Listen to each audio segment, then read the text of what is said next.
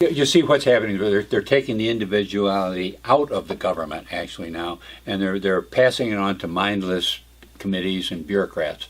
And it's not that the people are stupid that they're turning over to, although some of them are. But the thing is they don't really care about it. They're not taking a strong personal interest in it like the people currently are doing that are in charge of this commission.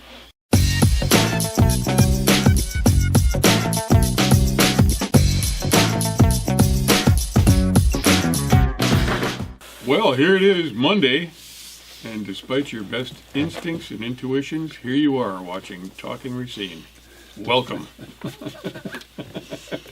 Mr. George Myers. I don't know what kind of introduction that is, but welcome, folks. Mr. George Myers to my left, Yeah. Mr. Jim Spodek to my right, and I'm Dr. Ken Jorgen, your host, and I have no regrets whatsoever being here. We're going to talk about something today which goes back about 150 years. Back to the 1844? 1844 was when the first cemetery superintendent was appointed. And that was for Mound Cemetery. And then in 1911, which is 107 years ago, there was actually a commission formed to manage the business of the cemetery. It went beyond just one person type of thing and kind of sitting out there. So a group got in. Well, they wanted politics they wanted to remove politics out of the cemetery. Yeah. That was its purpose. Yeah. And that's a really good trick when you have a government owning something and you're going to keep politics out of it. Right. Well, they still allow politicians to be buried there, though, right? Well, yeah, they could still bury him there, but shut them up first. In fact, and some of these Keep guys. them out of there while they're alive. Once you're dead, come on I over. endorse burying some of these guys that we got in politics. Anyway, now in 2018, well, in fact, this took place did it take place in 2017? It was when Mayor Mason was 3 months into office. So I guess that would have been this year, because he was installed in January. Yeah, exactly. It was earlier this year. I believe it was around April or March or April. January, February, March. Yeah. Talked about. So March or April, he came up with this idea whereby the cemetery commission would be incorporated, well, basically dissolved, and incorporated into the Parks and Recreation Board. We are not convinced that that's a good idea whatsoever, because the cemetery commission has been very, very instrumental in preserving the integrity of the cemetery, particularly Mound Cemetery, which is of national prominence. I mean, that cemetery is there are very few mound-bearing cemeteries in the United States, right. and we have one of them right here in Racine. And I don't know how many of you people recall, but it wasn't too long ago. And what year was it? Was it 2016? I think it was 2016. Yeah. Right. With the when former Mayor John Dickert proposed selling a piece of property to the Meredith family, which it turns out was listed, at least on some plats, as a mound. Now those mounds are sacred territory, and there was a big to-do that took place about the idea of selling that particular piece of property to the Merediths. Nothing against the Merediths. I think we all agree they've been good contributors to the community. And they were a good contributor to John Dickert's campaign also. Well, that too, yeah. But I mean, I like them as people, and I've got personal against them, stories but the about fact good is things that they've you done. brought politics into the cemetery. Exactly. And that is exactly why the commission was formed in 1911, to keep politics out of the cemetery. So now with the and they stepped up at that time. Yeah. If it wasn't for the women on the cemetery commission, that transaction would have taken.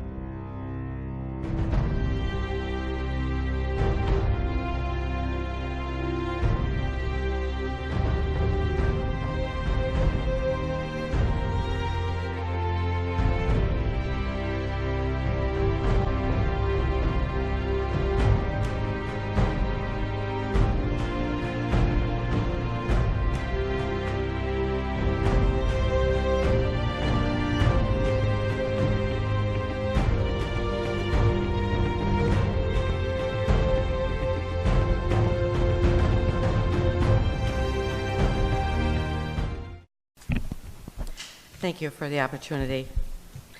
The request of the Meredith family was denied by the Cemetery Commission for several reasons, even before the discovery that this may be an Indian burial site. While we respect, as most people do, the symbolism of family unity, this design proposal would not be in keeping with the guidelines for burial in Mound Cemetery. Those areas not platted were known Indian burial mounds.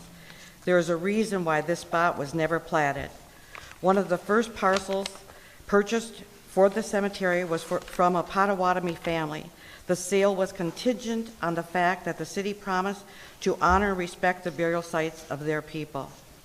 This request for unplatted area and unusual layout would be setting a dangerous precedent, opening the door for others to request unplatted land within the cemetery.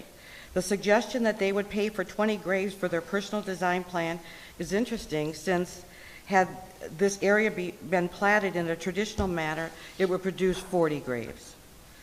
I've personally contacted several cemeteries and could find no cemetery that would allow this platting design.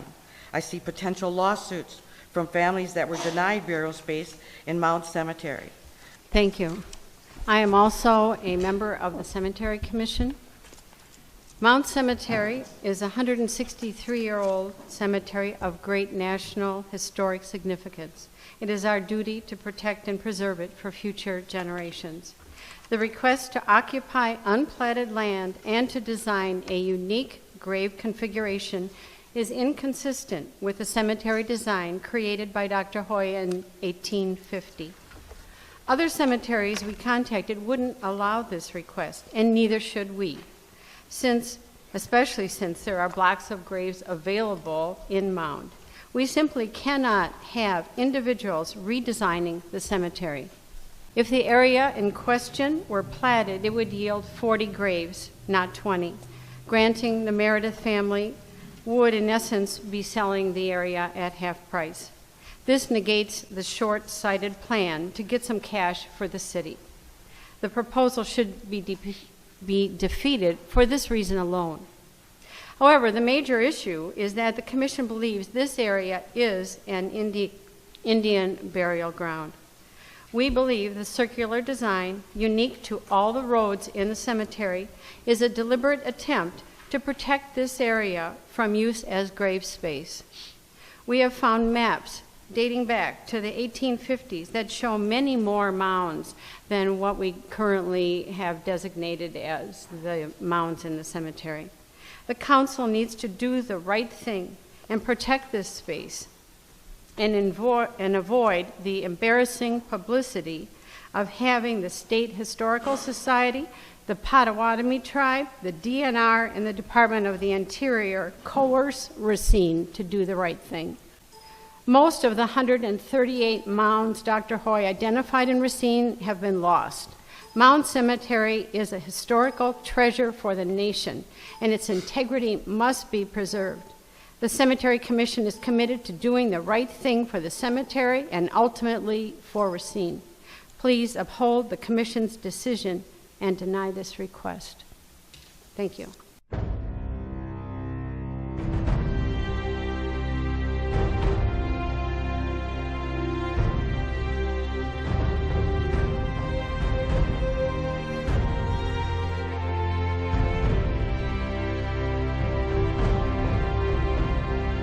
And I think that's something that's really important to recognize here, folks, because it sounds like Cemetery Commission. It sounds like some kind of a machine set up there to keep politics out of it, and that's not the way it works. There's individuals do that. Exactly. All right, it's people, real people that really care about what's going on at Mound Cemetery, and making sure that the right things are done, and not for political reasons. And you keep that in mind as we proceed through the program here. It's individuals that are involved. That's what's really important. Well, they're passionate about maintaining the historical integrity of Mound Cemetery, and Graceland as well. That's right. Correct. Because Graceland is also part of the and city you cemetery did a system. show, and you had them when that whole thing with Mound Cemetery was coming up. The women were right there. You did individual. I remember Sandy Widener was one of them, Yep. and there were two other women there. One of them worked at Marisix. Right? Have I got Milligers? Right. That was Christine Reisdorf. There was Sharon Belducas. and there were Sandy Widener was actually on the committee at that time. I didn't really know her at the time, but I actually kind of met her at the Mount Cemetery where they were. What had happened was the Meredith had made a contribution, and we'll go through that because I'm going to show the whole thing. It was episode 22 if you want to go back on it. But they had made a contribution, and they were asking for a section of the cemetery to have a family burial plot. And the cemetery said, hey, you know what? We believe this to be a mound, an Indian mound, a Potawatomi Indian mound. The Potawatomis were aware of it. They came down, and it turned into a controversy. Yeah, a fairly large controversy. It came down from Milwaukee, and they were going to probe into to find out if there was any remains left in this site. And John Dickert had held strongly that he felt as though this should be turned over to the Meredith.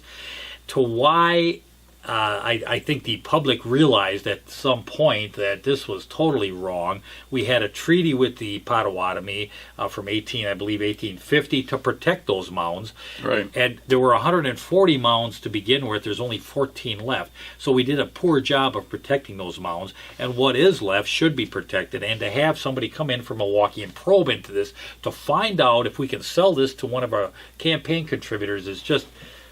It's wrong. And they try to get down there early in the morning to make things happen it was going to be about before people woke up, and this was on a Saturday morning. But those three ladies were all down there. They were iron ladies, and I give them credit, man. Those ladies saved that, and that was the Cemetery Commission. So, I mean, and I know I'm getting on a soapbox a little bit here, but when I look at this and I look at the yays to eliminating the Cemetery Commission, these are all Cory Mason comrades in some sort or another in this Democratic Party. They're not looking at this as a situation where they're going to actually protect the cemetery. They're looking at it as a political move to help Cory Mason move in this political agenda. It may be even more nefarious than that, because we know that Cory Mason was the select descendant of John Dickert. Correct. I mean, Cory wanted a job here in Racine locally, so he could making up lost ground. John Dickert didn't John make it. Dickert is looking over Cory Mason right now. I don't want people to get lost in the fact that John Dickert's failed it, so he's bringing his guy back in and say, "Come on, Cory, the strings are being pulled. We got to get this done." Right. And the players on that park board are the pawns. Well, and this is all being proposed in the interest of efficiency. As though this cemetery commission is somehow costing the city time and money. I don't get where the efficiency is coming in. Because if the cemetery commission is now going to be working under the auspices of Parks and Recreation, that means that some liaison from what formerly was the cemetery commission is now going to be a friend of the cemetery and sit on the Parks Board and Recreation and Cultural Services. That means they're going to be sitting there for a meeting that is involved with a lot of other issues other than cemetery issues.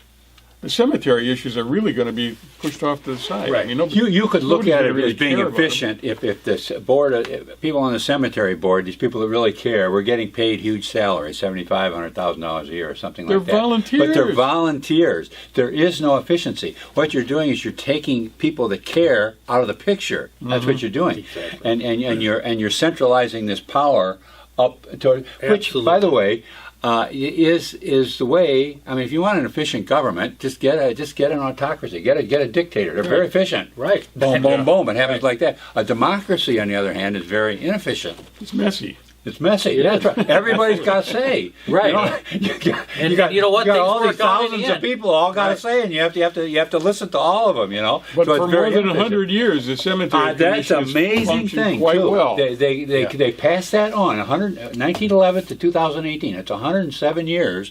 That tradition has kept pace in there, and it's maintained this bulwark against, how does what Sandy like? Like a rampart. A rampart against this encroachment of government and making it political. Well, encroachment of politics. Yeah, and that's very, very high, very high. We've got a long stretch of history here, from 1911 to 2018.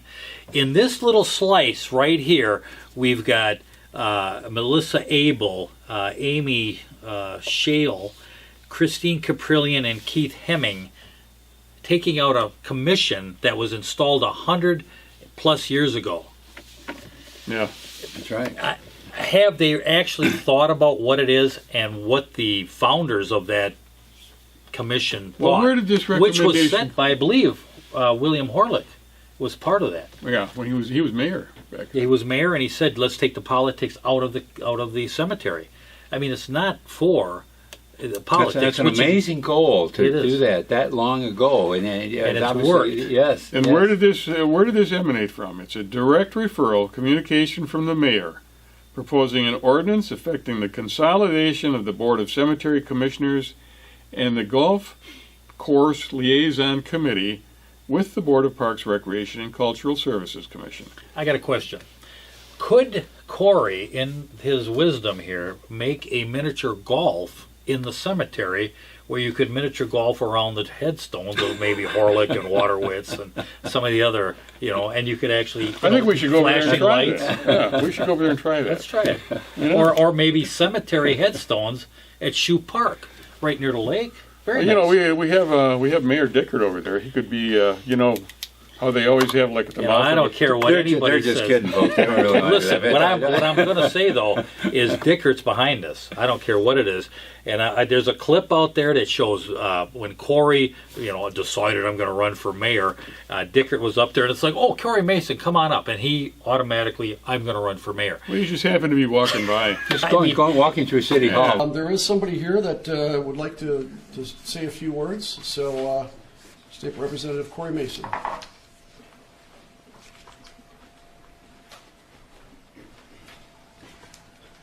Well, good morning, everyone, and thank you to John Dickert for his service and tenure as mayor of the city of Racine. I'm here today to announce that I intend to run for mayor when the vacancy opens up this summer. Because Dickert wanted this cemetery commission dissolved, because we're going to show the clip at the end here, and I think the folks of Racine remember a lot of it, but I think these new folks, especially these folks on the commission, Well, he have didn't get his absolutely way, no- so he was a little Exactly. bit PO'd at them. Yeah, no, John Dickert was very, very, he was dangerous to this community. I'm glad he's gone. And Now he's just a danger to the Great Lakes. right, yeah, worse. Well, and keep him, there's been other instances like at the one I like best is Car 25. When Car 25 had Scott Nelson in there. Now this was a person, he was a city employee. Yep. But he cared about that station. I mean, he did some things. That was an old equipment in there. I remember one time he was up at a funeral up in Wisconsin someplace, and he got called down on a Sunday night because the machinery went down and Car 25 was off the air. So he cared enough, come down on a weekend against a family gathering up there to take care of it. That's an individual grabbing hold of something that the city owns and caring for it. And now that he's gone, where's Car 25? Right, You know, exactly. it just What's on disappeared. Car 25? Because I don't have cable access, so Well, I don't. I mean, is there anything on? When I did have cable access, there was like Popeye cartoon reruns and stuff like that. I mean, it used to be that it was all community-oriented news that was on there. Yeah. The Unified School, for instance, They don't had even their know. weekly The city of lunch Racine menu. has no idea what they are. There's no pride of ownership to the community, and it shows. It just You've got it got 20,000 degraded people. down to Yeah. a bureaucratically run Right. system. And I'll be honest with you, and I didn't say this before because I've held back, and I'm not the guy that usually does. Look out. Cory Let me Mason get is it out of the a way here, disaster. He is a disaster. Stuff like this is exactly why this guy should be taken out. I mean, as far as I'm concerned, when you take the cemetery commission out like this and put your pawns in this parks You're making commission, it a political. you make it a entity. political. Yeah, that's right. You're not Yeah. working for the city. No, You're working no. for And yourself. it's gonna get you're reduced. working for your wife is for crying out loud the judge. You're the mayor. How wrong is that? Number one. You've heard the old saying about the committee being a group of people elected to make sure nobody takes any responsibility for anything. You know, it's like it's like that's what's going to happen. You know, there's nobody. It's going to go like Car 25 is going to go. It's just nobody's going to care. and you're going to see a serious degradation. Well, they're of going to be doing Mount things Cemetery. that somebody should be held responsible for, and nobody will be there to be held responsible. Right. That's the problem. Where are the aldermen? I mean, where are these aldermen? I mean, it's just like they're poof, not to be seen. Well, what do you need, Mayor? I mean, come on, Yeah. get behind it. Because I'm going to tell you something. This is a personal thing to me because I was down there filming early on, and I mean, I followed the Potawatomi around. And Dickert comes back and says, because we lost $40,000 from the Merediths. In a deposition, the Merediths obviously paid him under the table. He didn't know who the Merediths were. I mean, this is bogus. Right. And when you watch this stuff and you think, we're going to eliminate this commission. If it weren't for those ladies on that commission, it would have been an absolute disaster. There would have been 13 mounds instead of 14. Right. Which It is would've been only sold out 10% for of what was 30,000 originally. bucks. Oh, You it know, was sold out just for money. half Yeah, price. right. It was, matter of fact, Well, that's the you commissioner. got Steve Bedard you have on the tape there, Exactly. don't He you? came out, a city employee, Yeah. came to the Common Council, and you'll see it on this, and spoke out and said, this is wrong. It's Chicago-style politics. And this commission, this park board is willing to toss that to the side? No. This is... I'll tell you what. Why don't we run some of the clips that you're talking about to get people kind of up to speed with this discussion? I mean, now I'm getting heated up. Well, the heat will remain after we watch the clips, All right. so go ahead and run those. About the entire situation has been very unfortunate. Duke Meredith speaks for the family at a press conference Friday. The family announces it is dropping its effort to purchase this plot of land at the Mound Cemetery amid concerns that Native American remains might be buried there. And it makes the Ho-Chunk Nation quite glad, that there is some honor and respect being shown, towards something that culturally is very significant to us as a people. There are questions, however, as to whether this plot really is part of an Indian burial ground. We go back to the State Historical Society. They work to the extent humanly possible to find out all the information that they can. They said, we see no claims at all that this is anywhere near a burial site. But uncertainty remains, and the Merediths say out of respect for the Ho-Chunk Nation, they'll bury their loved one elsewhere. But they don't feel good about it. Try and do this for ourselves. Not 1 ounce of consideration, not 1 ounce of compassion was there, and that's where we stand today. Members of the group opposed to the purchase say they are sympathetic toward the Merediths. They just want to protect land they believe to be sacred. Racine Mayor John Dickert is now asking the group to buy this plot so the same thing doesn't happen again 20 or 40 years from now. He hopes to meet with them within the next 60 to 90 days.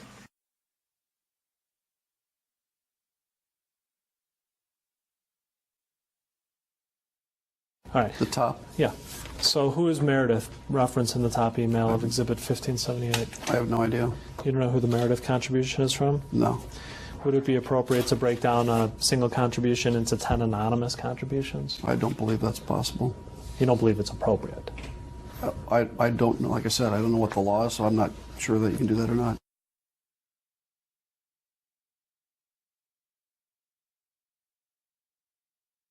This is a done deal.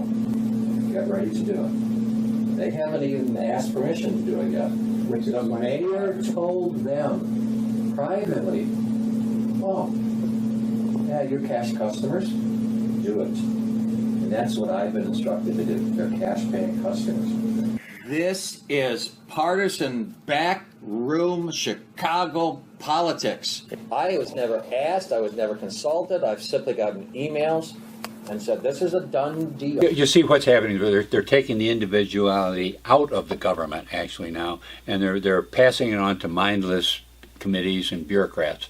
And it's not that the people are stupid that they're turning over to, although some of them are. But the thing is they don't really care about it. They're not taking a strong personal interest in it like the people currently are doing that are in charge of this commission. And there's nothing wrong with being disinterested in cemeteries. I mean, who? But when you've got people who are passionate about it, who do care about it, and they're working voluntarily to preserve the integrity of this institution that we have here in Racine, which is basically historical at a national level. why the hell would you want to step on them? No, that's absolutely right. Yeah, If you look at the city overall as a function, this is a very small part of it. Yeah, absolutely. Who cares about it? It's a small part of it. But when somebody does care about it, treat them like a diamond in the rough and say, "Oh, you care about that? Please take care of it." If you started doing that, just imagine if somebody took for every park we had, there was somebody that really cared about that park. Our parks would be just beautiful. Exactly. They would all be manicured and taken because there's somebody that really cares about it and going to make sure it happens. You know what would be appropriate, George? What's that? If the city said thank you to this committee.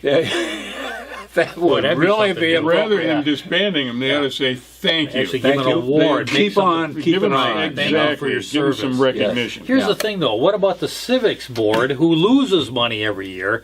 The cemetery has been a moneymaker for a number. It's made huge amounts of money. Actually, if you went back, that's the thing about it. It was self-sufficient. Exactly. They did the whole thing themselves, selling the plots. They took care of the thing. For a century, that's the way it's been going. It's been going totally self-sufficient as a government entity by people that cared. And it's a beautiful place, and it's got a rich tradition, and that is a result of individuals. Well, we're going to keep the Civic Center, who continually for who it was built for was Salmon-a-Rama, and they're out in Pershing Park. Yeah. And you had this one, they're out in Pershing Park, and the rest, they're out in Pershing Park, and then we rename it to the Rotary Club. But that's what we do. I mean, it is so ass backwards. Well, relax, Jim. Yeah, I know. I think we've got enough people riled up now that all the problems are going to be dissipated here in Racine. Let's care about people who care. That's a good way of putting it. That's a very good way of putting it. So anyway, we're going to close with a little bit of a clip here from 22, I think would be appropriate. Right, I think it spells out a little bit what went on in the Cemetery Commission that I think I know the people of Racine knew, but I tell you what, the Democratic comrades maybe do not. And you should learn your history. Spend some time. Take a little moment and actually think about your community.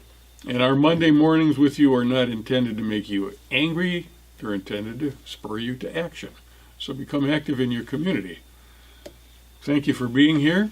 We'll see you next week. Hang around and watch the clip.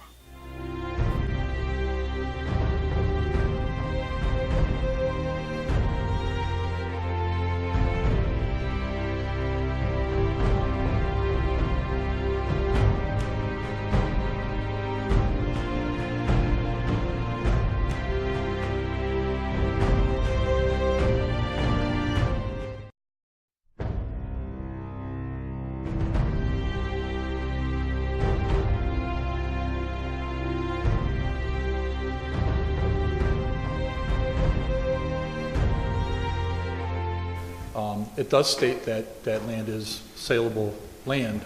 However, they do believe that there could be some remains because of some of the maps lining up that didn't identify correctly that there's possibility of some grave sites could be there. About having a study done, we're going to do bore samples of what we, the Cemetery Commission, believe to be a mound. We believe that because of the maps that we have from when it was originally designed and platted. Like I said earlier, a bore sample, it doesn't matter if there are remains, human remains in a mound or not. A mound is a mound.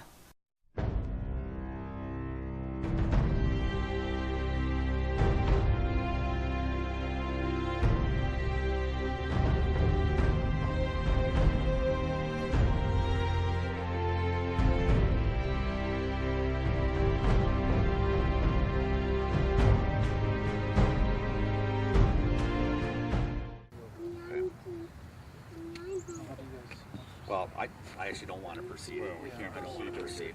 I want to make sure everything is. Yeah, this is a bad idea to do it. But made a good case.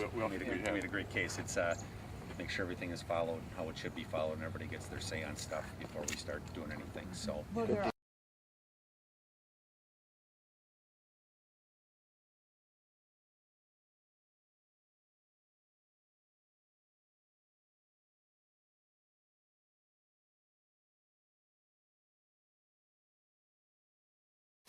This is why we have Mound Cemetery. The mounds that you see here and behind you over here that extend back towards the office and out this way towards Kinsey Avenue, those are the Native American mounds. Mound Cemetery obviously named for them because the mound builders used them as a burial site. Originally, there were approximately 138 mounds in this area. They went up into where my office is and across the street into where CVS parking lot and Durango's was. They also went across the street north here into the Catholic cemeteries. However, these 12 are the only ones that survive today. When Increase Lapham and Dr. Philo Hoy surveyed this area, they thought that it would be a great place, because it already was a cemetery, that we would continue on. However, when they proposed that to the city of Racine, the city of Racine said they did not want to be buried by a bunch of heathens. However, obviously, Philo Hoy and Increase Lapham prevailed, and we have what we have here today, a cemetery that was started back in 1852.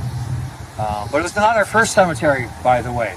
Our first cemetery was in the area of what is now Winslow School parking lot. Okay. The second cemetery that we had along the line was owned by Isaac Taylor, and that was over by where the wastewater treatment plant is, the big bubble over there, Roosevelt School. However, it was not uncommon, unfortunately, for the caretakers to have to go after a big storm into the lake and get the caskets that had been washed out into the lake and bring them back and rebury them. Even back then, you couldn't have paid me that much money. So this has been a cemetery for an estimated 1,000 to 3,000 years old because of the Native Americans that are buried here. When the land was purchased from James Kinsey and Jacques Willamette and his Native American wife, it was purchased for about $650. Just this small area, there was about 16 acres that was purchased. It was purchased with the understanding that you would leave the mounds alone. However, one of the first things they did is they dug into the mounds because Native American artifacts were so valuable to people back then as they are now. And that's how they discovered that these heathens that they didn't want to be buried next to were actually buried in an upright position with bark placed around them and facing the rising sun. So kind of ironic that most religions have that view to face the rising sun. What were the markers that are placed on top of that, and when were those put in? This is the only marker you will find that designates this as an Indian mound. When it was placed there, we cannot find. So there are so many records that have been lost, and I don't have an answer for you. I wish I did. I can tell you that between 1 and 3 Native Americans are buried in each mound. What happened to the mounds thrown over by Durangos? They bulldozed them down to make room for progress and pizza. But they didn't move. They did not move to my. I do not know. I came when last year when a family wished to make a purchase in here. It was then that I became aware of the extensive network of mounds that were here at one time. So I don't know anything else to say other than I think they bulldozed them down to make room for progress. I have come across no records that say they were moved over to this area.